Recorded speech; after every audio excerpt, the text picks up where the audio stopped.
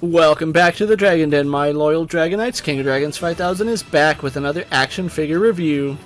Today we'll be taking a look at the Bandai SH Figuarts Dragon Ball Super Superhero Orange Piccolo.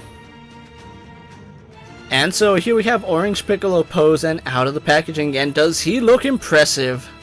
But before we have a look at his detail, let's run through his accessories. Orange Piccolo does come with 4 very impressive head sculpts, as well as various hands for style posing.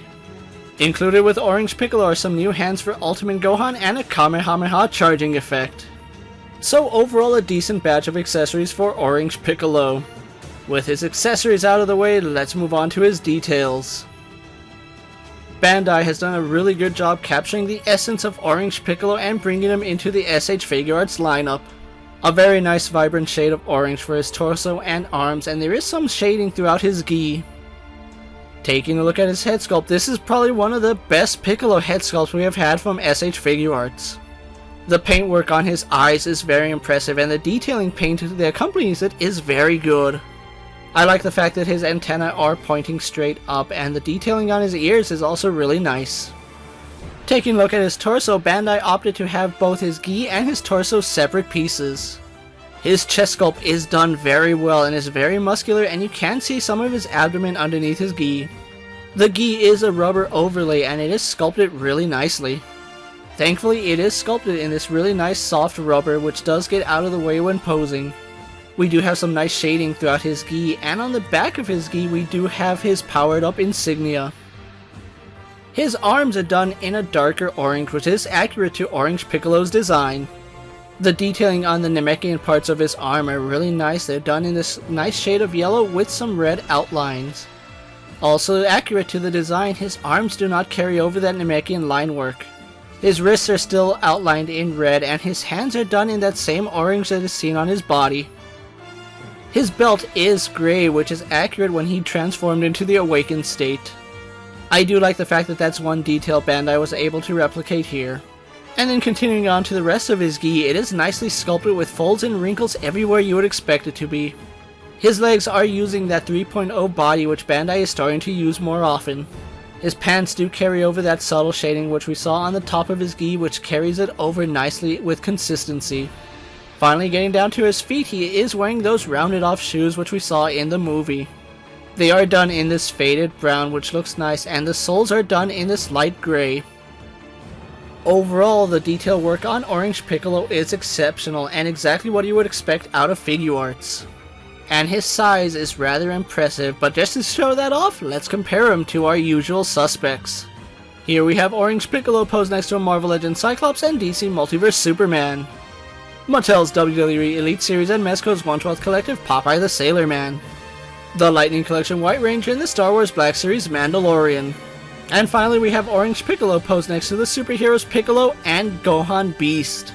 Orange Piccolo's size is rather impressive and he scales nicely to the rest of your SH Figuarts collection.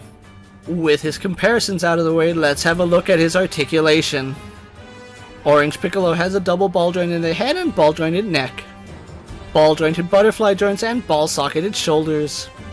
Arms go out to the side and do a full 360. He has bicep swivel and double hinged elbows. Ball hinge in the wrist. Ball joint in his upper torso and ball jointed waist joint. Legs do kick forward, go back, out to the side, and have a thigh swivel. Double hinge in his knee. Swivel at his shoe, ball hinge in the ankle, and a toe hinge. So overall, some impressive articulation here for Orange Piccolo, and despite his size, it works perfectly. With everything said and done, let's get Orange Piccolo posed for my final thoughts.